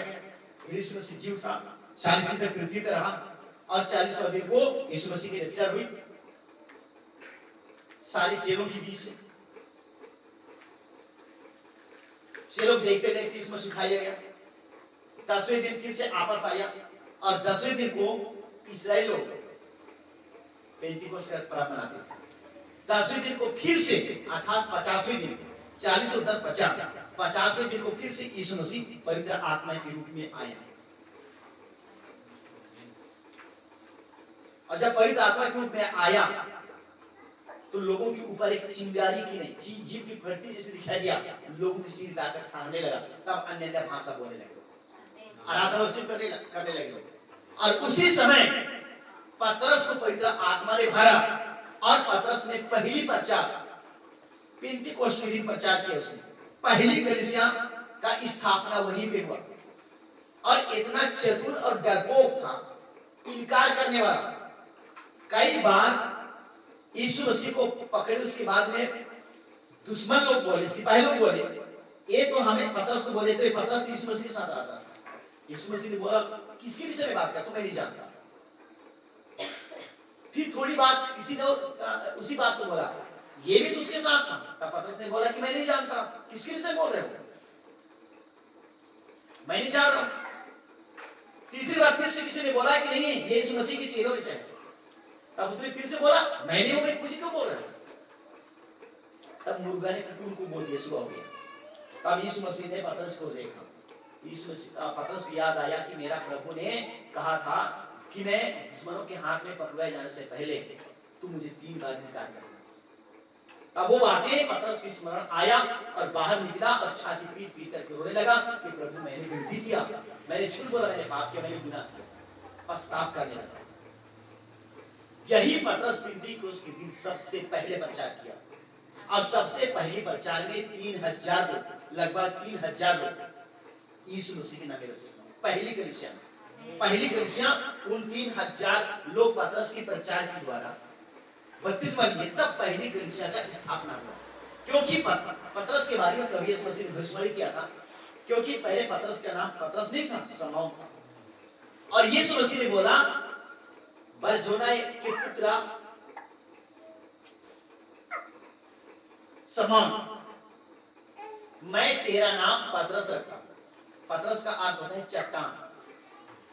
मैं इसी चट्टान पे अपनी कलीसिया का नींव डालूंगा, नींव रखूंगा। समझा? इसलिए पतरस की जब पवित्र आत्मा आया, पतरस के अंदर समाया, तब पतरस ने पवित्र आत्मा से भर करके 12 चेलों में पतरस एक चेला खड़ा हुआ और यहूदियों और इस्राएलियों के बीच में तन मन धन से प्रचार करना शुरू कर दिया और बोला कि जो यीशु मसीह तुम्हें बचाने के लिए आया था ना, वो तुम्हारा प्रभु था, तुम्हारा मसीह था। जिसकी प्रचार की वचन को तुमने नहीं कबूला, उसको तुमने मारा, वो पाप तुम्हारी गर्दन में है। इसके बाद तुम्हारी संतान के बाद उनकी संतान, ये तुम्हारे पीढ़ी दर पीढ़ी चलेगा, खुदा बाप तुम्हें छोड़ेगा नहीं। तुमने पाप किया और उसने जी उठा, जिसका प्रमाण हम हैं, उसकी सेवकाई हम कर रहे हैं आज। खुदा का धन्यवाद हो, इसकी गवाही हम दे रहे हैं। जब पतरस ने प्रचार किया, तब यहूदी लोग छाती पीटने लगे, रोने लगे, पछतावा करने लगे, क्योंकि उनके हृदय छिदना शुरू हो गया। समझ आप लोग? तब इन यहूदियों में से, इन इस्राएलियों में से पतरस और उनके श्रेष्ठों के पास आकर के बोले कि हे भाइयों, हमने गलती की, आप क्या कर सकते हैं? क्या आप लोगों के पास कोई उपाय है तो हमें बताइए, हम वो मानने के लिए तैयार। तब पतरस ने क्या बोला, तुम में से हर एक, तुम इस्राएली मत समझो, यहूदी मत समझो, अपने आप को धर्मी मत समझो, अपने आप को तो अब्राहम का संतान मत समझो, लेकिन तुम में से हर एक अपने अपनी पापों की क्षमा के लिए प्रभु यीशु मसीह के नाम में बपतिस्मा लें, तब तुम्हें पवित्र आत्मा का दान मिलेगा। तुम में से हर एक अपने अपने पापों की क्षमा की, एक दूसरों की पापों की क्षमा के लिए, अपने स्वयं की पापों की क्षमा के लिए यीशु मसीह के नाम में बपतिस्मा। तो सबसे पहले जब प्रचार किया गया बपतिस्मा यीशु मसीह के नाम में, सबसे पहले बपतिस्मा यीशु मसीह के नाम में, तो फिर पिता पुत्र कब से लागू हुआ? छिड़काव का बपतिस्मा कब से लागू हुआ? बाल बपतिस्मा कब से लागू हुआ? किसने लागू किया? इन्हीं लागू करने वालों को ही बोला जाता है झूठे प्रचार, झूठे विश्वास, झूठे सेवा। तो बाइबल में ऑलरेडी लिखा हुआ है कैसे बपतिस्मा दिया जाता है, कैसे बपतिस्मा लिया जाता है, कैसे मन परिवर्तन किया जाता है, कैसे वचन को पहचाना जाता है, कैसे खुदा बाप ने लोगों की समझ को खोलता है। जब तक पवित्र आत्मा किसी की जीवन में काम नहीं करेगा बहन, तब तक खुदा को समझ पाना मुश्किल है। तो खुदा का धन्यवाद हो और उसकी तारीफ हो। हमें घुटना टेकना है, प्रभु के पास आना है और प्रभु से हमें सीख मांगना है कि प्रभु इस मसीह मुझे वो पवित्र आत्मा दे जो कि उन चेलों को समझाया, वो पवित्र आत्मा दे जो कि लिया के साथ था, वो पवित्र आत्मा दे जो भाई यीशु मसीह के साथ था, वो पवित्र आत्मा दे जो कि 12 चेलों के साथ था। और आज इस युग में जो सेवकाई के भाई बहन के साथ था, वो आत्मा मुझे चाहिए और मुझे कुछ नहीं चाहिए। तब लोगों की समझ को खुदा बाप ने खोलता है और वो वचन का जीवन जीते हैं। खुदा का मैं धन्यवाद देता हूँ, उसकी स्तुति करता हूँ। इसलिए पुस्तक की आखिरी प्रकाश 18 में यीशु मसीह बोल रहे हैं, हे मेरे लोगों, वो अपने लोगों विशेष कर उसने क्या करे, बुला निकल आओ, तुम कहीं गलत जगह में फंसे हो, वहां पे तुम्हें उद्धार नहीं मिलेगा, वहां पे तुम्हें कोई रक्षा नहीं मिलेगा, वहां पे तुम्हारी कोई बचाव नहीं, वहां पे तुम्हारे पापों की कोई क्षमा नहीं। इसलिए वहां से निकल आओ, वहां पे तुम कभी वचन नहीं समझ सकोगे, वहां पे तुम्हारे कोई भेद नहीं खुलेगा। लेकिन वहां से निकल जाओगे तो तुम भेदों को देखोगे, समझोगे भेदों, वो 7 गर्जन की सब क्या है उसको समझोगे, 7 मोहर है उसको तुम समझोगे, 7 कलीसिया क्या चीज उसको समझोगे। उसमें खुदा का धन्यवाद देता हूँ, उसकी स्तुति तारीफ करता हूँ। आमीन। मेरे बाबा बाइबल में 7 कलीसिया, 7 युग मैंने संडे स्कूल से लेकर के, समझे ना, कम से कम मेरी 30 साल उम्र हो गया, तब तक मैंने कभी नहीं सुना कि 7 कलीसिया के बारे में कोई प्रचारक, कोई पास्टर ने कोई टीचर ने नहीं शिक्षा दी, समझे ना। लेकिन मैं खुदा का धन्यवाद देता हूं, आज मेरी समझ को खुदा आपने मुझे समझाया। जब मैंने संस्था से जब हटा, उनके बीच में से मैंने हटा, मैंने निकला, आज मेरी समझ को खुदा आपने खोला, मैं समझा। आज मैं सैकड़ों लोगों को समझा रहा हूं, और सैकड़ों लोग आज समझ पा रहे हैं और प्रभु के पीछे चल रहे हैं। और ऐसे कितने भाई बहन आज हैं जो कि गवाही दे रहे हैं, आप लोग भी आज गवाही दे रहे हैं, और आप लोगों की गवाही के द्वारा भी आज कितने भाई बहन समझ रहे हैं, और बाबुल में से निकल करके, छोटी शिक्षा में से निकल करके, बर्बादी में से निकल करके, वहां पे भाई साहब एक वचन आखिरी तक नहीं पढ़ा, प्रकाश का 18:4 का आखिरी तक नहीं पढ़ा, उसको पूरा कर दीजिएगा, आज के लिए बंद करेंगे। प्रकाशित 18:4 पद, प्रकाशित 18 अध्याय उसकी 4 पद, उसको पूरा कर दीजिए। हाँ, शुरू से पढ़िए। फिर मैंने स्वर्ग से एक और शब्द सुना, हाँ हे मेरे लोगों, उसमें से निकल आओ, हाँ, कि तुम उसके पापों में भागी ना हो। ऐसी झूठी जगह में, झूठी झुंडों के बीच में, झूठी सेवा के बीच में क्या है? पाप। क्या है?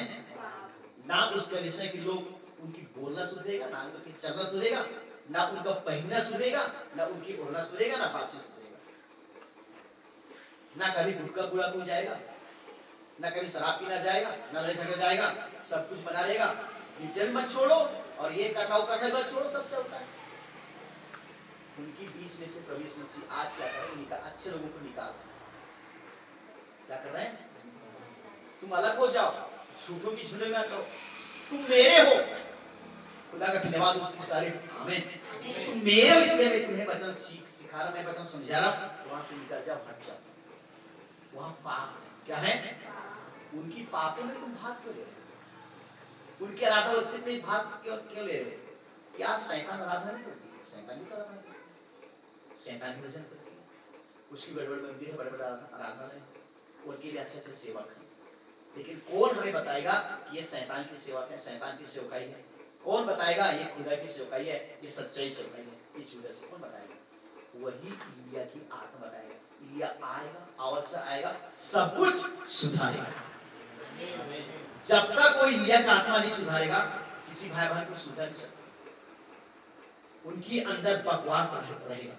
लेकिन इलिया की आत्मा अगर किसी के अंदर आया, संपूर्ण रूप से सुधर जाएगा। यीशु मसीह के साथ अपना संबंध जोड़ लेगा और बोलेगा कि प्रभु आप मेरा है, मैं आपका हूं, आप मुझे जीवन दिया, मैं अपने आप को आपके हाथ में समर्पण कर देता हूं। शुक्र का धन्यवाद हो। आगे बढ़िएगा सर, थोड़ा सा आगे उसको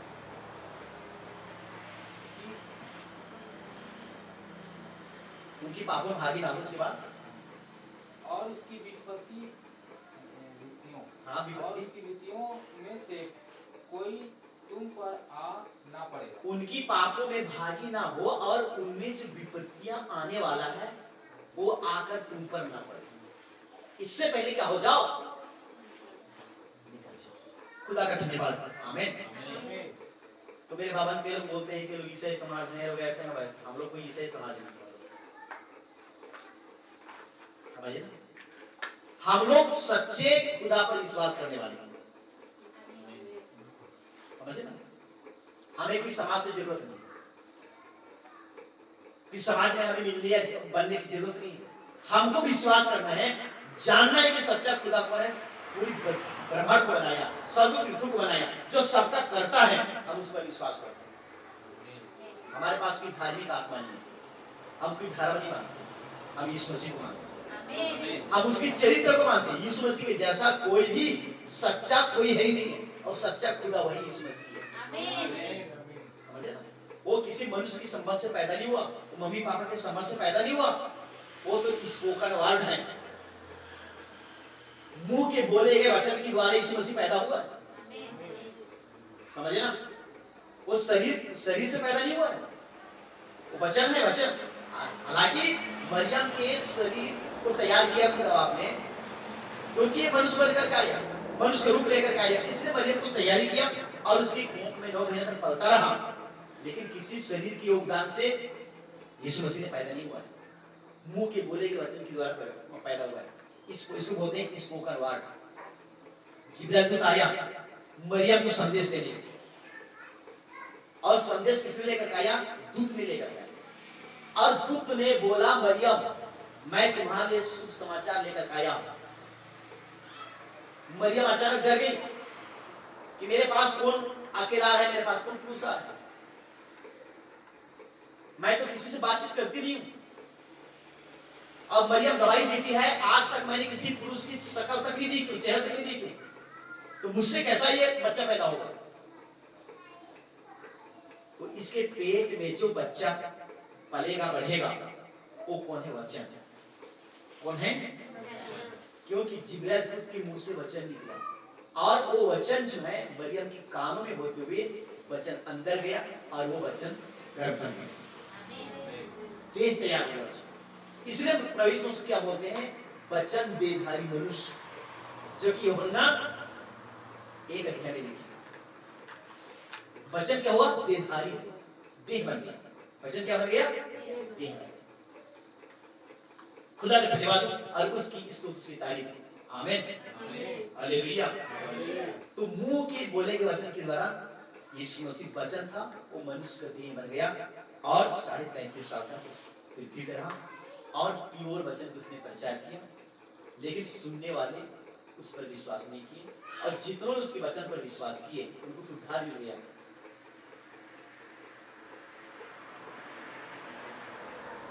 लेकिन उनकी अपनों ही ने उनको क्या कर दिया? ठुकरा दिया। खुदा का धन्यवाद है, उसकी तारीफ करता हूं। आमीन। आज जो अपने आप को मैं क्रिश्चियन हूं, मैं ईसाई हूं बोल रहा है, वो खुद इस मसीह के वचन को क्या कर, सत्य वचन को बताओ, वो बोल रहे हैं कि नहीं, ऐसा कौन मान सकता है, ऐसा कैसा होगा? तो ऐसा कैसा होगा बोलने वाले ही कौन है? अविश्वासी। कौन है? अविश्वासी। और हर एक बाइबल के वचन को विश्वास करने वाले को बोला जाता है विश्वासी, लेकिन आधा वचन पर विश्वास करने वाले को बोला जाता है अविश्वासी। इसीलिए पौलुस ने क्या बोला? हमारे सुसमाचार पे जो पर्दा पड़ा है वो नाश होने वाला है। हम क्या करें? सच्चा वचन प्रचार करें, और सच्चा वचन पर विश्वास नहीं कर रहे हैं, उनकी आंखों में आज पर्दा पड़ रहा है। क्या पर्दा पड़ रहा है? अब देखिए यहाँ पे भाई ने पर्दा लगाया, क्या लगाया? पर्दा के पीछे है, इसको हम देख सकेंगे क्या? वचन में क्या भेद है, उनकी आंखों में पर्दा लगी है कि वचन की भेद को नहीं समझ सकते। पवित्र आत्मा की उनकी आंखों से छिपा दिया, लेकिन आज हमारी आंखों के सामने को खोल दिया। आज हमारी आंखों पर्दा नहीं।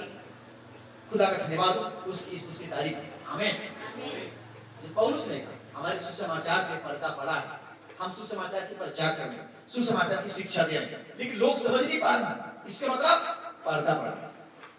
क्या पड़ा है? पर्दा किसने डाला? शैतान ने डाला, ताकि लोग मसीह को ना पहचाने, वचन को ना पहचाने, और शैतान के साथ कहा जाए आपकी झील। पढ़िए, और उसने प्रचार के मैं बात करूंगा। दूसरा कुरिन्थी अध्याय 4 3 पद और 4 पद पढ़िए। दूसरा कुरिन्थी अध्याय 4 3 और 4 पद पढ़िए। हाँ 3-4 पढ़िए। परंतु यदि हमारे सुसमाचार पे पर्दा पड़ा है, हाँ तो यह नष्ट होने वाले ही के लिए पड़ा है। 3 अध्याय का 4 पद, और उन अविश्वासियों के 3 पद और 4 पद। जिनकी बुद्धि संसार के ईश्वर खुदा ने अंधी कर दी है, ताकि मसीह जो खुदा का प्रतिरूप है, उसके हृदय में सुसमाचार का प्रकाश उनको न करे। अब यहाँ पे देखिए, हमारे सुसमाचार पर जो पर्दा पड़ा है वो नाश होने वालों के लिए पड़ा है, नष्ट होने वालों।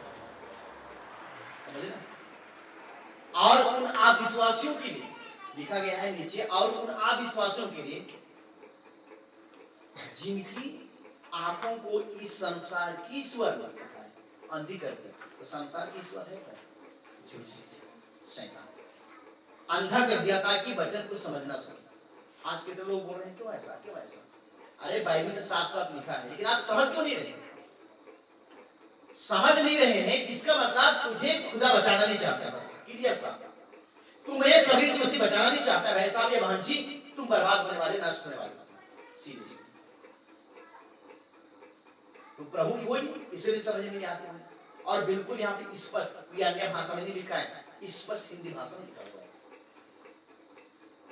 और इसको भी नहीं समझ पाओगे और दुनिया वालों को नहीं कर सकते। इसलिए मेरे भाइयों हमें मन लगाना है, तन लगाना है और प्रभु को आने देना है, प्रभु की पवित्र आत्मा को जगह देना है। जब पवित्र आत्मा आएगा हमारी समझ को खोलेगा। बहुत से लोग बोलते हैं पवित्र आत्मा आता है तो हाथ मिल जाता है, ऐसा ऐसा हड़बड़ाता है, गिराता है, नचाता है, बड़बड़ाता है। पवित्र आत्मा से काम नहीं करता। जब पवित्र आत्मा किसी के अंदर आता है तो पहले वचन की समझ खोलता है, वचन को पहले समझाता है कि वचन क्या बोलता है। पवित्र आत्मा सावधान और सतर्क करता है। पवित्र आत्मा लीड और गाइड करता है। पवित्र आत्मा आया, इधर उधर हिलाया चला गया, और वचन पूछो कुछ नहीं। समझे?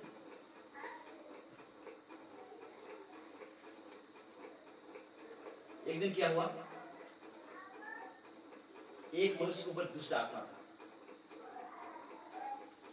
और जैसे जब मैंने वचन की जब प्रचार प्रसार करना शुरू किया, उसने दिखे वो बिल्कुल अनपढ़ है और दुष्ट आत्मा प्रभावित है, और मेरे साथ प्रकाश के 20 अध्याय का कोट कर रहा है।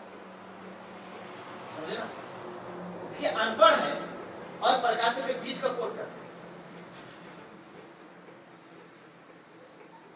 काफी लोग नए नए विश्वासी थे, इन टाइम मैसेज का बोलने लगे कि देखिए शैतान, देखिए बाइबल की हर एक बात जान, इसका मतलब ये पवित्र आत्मा होगा, शैतान नहीं होगा।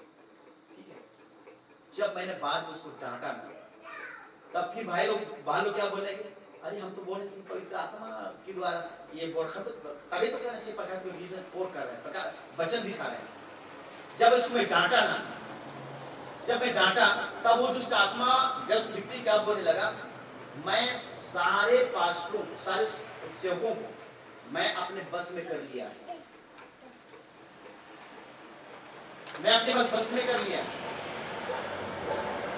लेकिन मैं तुमसे डरता हूं। क्या बोल रहे हैं? मैं तुमसे, क्योंकि तुम यीशु के साथ रहने वाले हो, यीशु की सेवा करने वाले हो।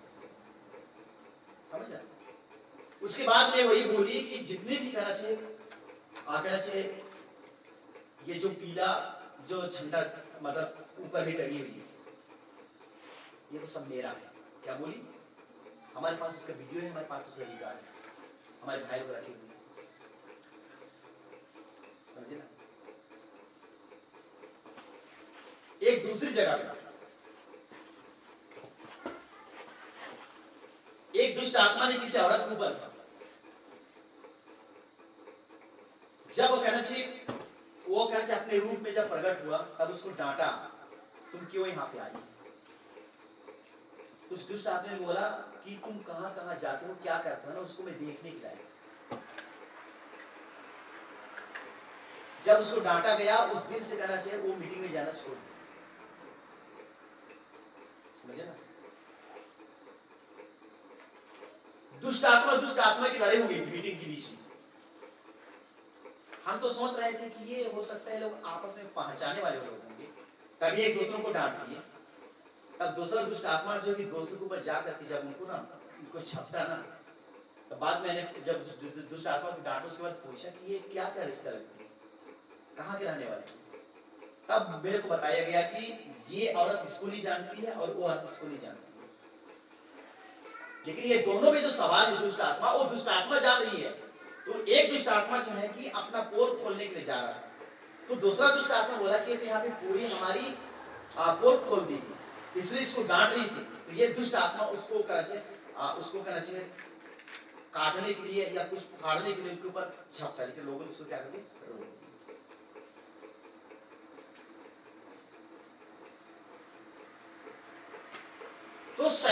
दुष्ट आत्मा हर जगह पाया जाता है, लेकिन जो लहू के नीचे होते हैं उनके ऊपर दुष्ट आत्मा कभी भी अपना प्रभाव छोड़ नहीं सकता है। इसलिए मेरे अजीज भाई बहन, हमको लहू के नीचे आ जाना है, अर्थात वचन के नीचे। आज का लहू, यीशु मसीह का आज का लहू क्या चीज है? आज का वचन, आज का संदेश। अगर हमारे पास वचन है तो हमारे पास यीशु मसीह का लहू है। अगर हमारे पास वचन नहीं है, वचन का प्रकाशन नहीं है, भाई पाठराज का वचन सुने होंगे आप लोग, लहू लहू बोलने से काम नहीं चलेगा, समझे ना? आज का लहू क्या चीज है? वचन, और सत्य है। वचन नहीं है तो लहू कुछ नहीं है। आज का वर्तमान लहू, ताजा लहू आज का वचन। सो प्रभु का धन्यवाद और उसकी स्तुति की तारीफ, खुदा की महिमा हो। इसलिए बाइबल पढ़ना है, बाइबल का वचन क्या बोल रहा है? हे प्रभु कहने से काम नहीं चलने वाला, वचन के जीवन चाहिए। खुदा का धन्यवाद उसकी इस तारीफ। आमीन। तो खुदा आज की वचन की तरह सबको बहुत आशीष दे। खुदा चाहे तो कल हम दिन भर वचन के साथ समय बिता सकेंगे, और प्रभु हमारी अगुवाई करेगा, हमारे मनों को तैयार करेगा, ताकि हम प्रभु को और भी समझ सकें। प्रभु का धन्यवाद। आइए हम घुटने टेकें, आज के लिए प्रार्थना करें, सभा को ही बंद करते हैं, और खुदा बाप पूरी रात हमारी तैयारी करें। हालेलुया।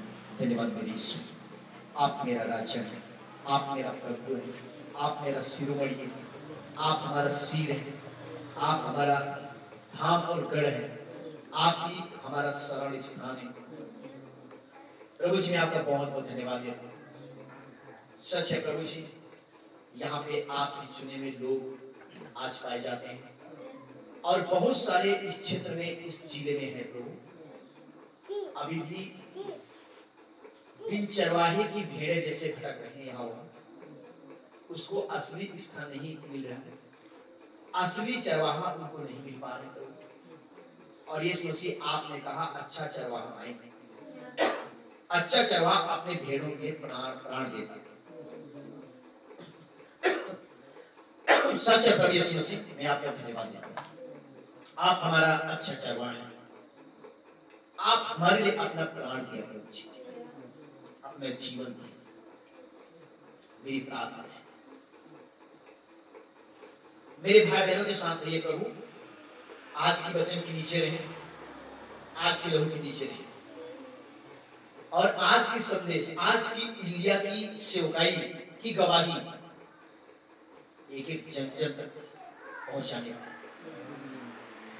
चाहे वो राज घराना हो, चाहे फकीर घराना हो, कोई भी जाति, कोई भी बैकग्राउंड का क्यों ना हो, हर जगह आपका गवाही पहुंचे, और हर जातियों में से जिनको इस अंत की युग में आपने प्रभु जी, हे मेरे लोगों, उसमें से निकल आओ।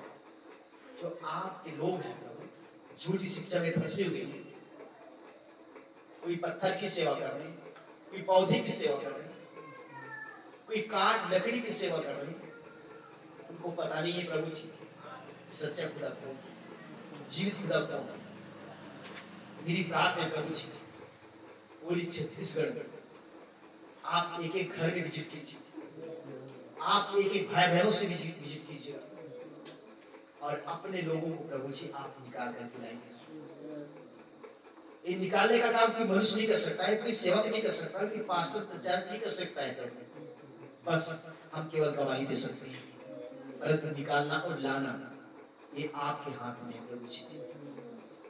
मेरी प्रार्थना है कि आपके वचन के पास जो आते हैं, आज का इलिया के जो संदेश को सुनते हैं, वो सब के सब वो क्या प्रभु सुधारा जाए, बचाया जाए, और कोई आपकी झील में अर्थात नरक में ना जाए प्रभु, परंतु सब के सब स्वर्ग जाने में अपना तैयारी बख्शे। ओ प्रभु यही मेरी आपसे प्रार्थना है, हर प्रकार की गंदगी, बुराई, झूठी शिक्षा से प्रभु अपने लोगों को बचा रखिए। आज इस सभा में जितने भी भाई बहन बच्चे पाए जाते हैं, आप सबका सुधीरे प्रभु जी। कभी कभी बच्चों की जीवन में भी शैतान काम करती है, कभी कभी जवानों में, बुजुर्गों में काम करती है प्रभु, लेकिन मेरी प्रार्थना है कि जो सच में आपके ऊपर विश्वास करते हैं उनकी जिस्म को शैतान छूने देना। परंतु पवित्र आत्मा आपका नियंत्रण छोटे से बड़े सबके जिस्म में, सबके जीवन पर कर दे। जब रात्रि विश्राम करते हैं प्रभु जी सबको बड़ा प्यारा मीठी नींद दीजिए। हर प्रकार के जहरीले कीड़े मकोड़े से बचाइए, हर प्रकार की महामारियों से बचाइए, झूठी शिक्षा से बचाइए। ऐसा मेरी आपसे प्रार्थना है। आपका अनुग्रह होगा प्रभु कि कल इस सभा में उपस्थित होकर के आपकी आराधना, आपकी वर्शिप कर सके, आपकी भजन गा सके, आपके वचन को पढ़ करके प्रभु जी आपको और भी करीबी से समझ सके। ऐसा आप सब प्रार्थना करें। भूल चूक से जो भी हमने गलती किया, झूठ बोला, झूठ गवाही दिया, लेकिन हमने समझ नहीं पा रहा, उन्हें भी आप क्षमा करें प्रभु और हमें समझने के लिए समझ दीजिए। बहुत से भाई बहन प्रभु जी अलग अलग स्थान से, शक्ति जिला से भी कुछ भाई बहन आने वाले हैं प्रभु जी, आप सबके साथ और जगह से भी आएंगे, उनके साथ रहिए प्रभु जी। और आज की रात आने वालों की दिल, उनकी हृदय आप तैयार करें ताकि आपका वचन किसी के सिर के ऊपर ना उड़े, परंतु सीधे कानों में होते हुए प्यार प्रभु जी लोगों के हृदय में जाकर वो गर्भ धारण बन सके प्रभु जी। ये भी आप सकता है। धन्यवाद प्रभु जी। हमारे भाई बहनों को प्रभु जी बड़ी शिक्षा भरे ताकि आज इस अंत घड़ी की सेवकाई को आगे बढ़ाने में प्रभु जी खुदा आप इस्तेमाल करें। ये भी आप सकता है। उनकी हर एक आवश्यकता और जरूरत में चीजों को धन्यवाद प्रभु जी। मेरी प्रार्थना सुनने के लिए, आशीष देने के लिए प्रार्थना करिए यीशु मसीह के नाम से आमीन। सब लोग खड़े हो जाएंगे, हम लोग प्रभु की प्रार्थना के साथ करेंगे। ऐ हमारे बाप, आप जो आसमान में हैं, आपका नाम पाक माना जाए, आपकी बादशाही आए, आपकी मर्जी जो आसमान में जमीन पर भी हो। हमारी रोज की रोटी आज हमें बख्श दे, जिस प्रकार हमने अपने कसूरों को माफ किया है वैसे आप हमारे कसूरों को माफ फरमाएं, हम आजमाइश में ना पड़ने दें, बुराई से बचाएं, क्योंकि बादशाही, कुदरत, जलाल हमेशा आपका ही है। बोलो प्रभु यीशु मसीह की, प्रभु यीशु मसीह की। गॉड ब्लेस यू प्रभु, आप बड़ी बरकत है। भाई लोग सुन सकते हैं, भाई लोग सुन सकते हैं। God bless you. God bless you.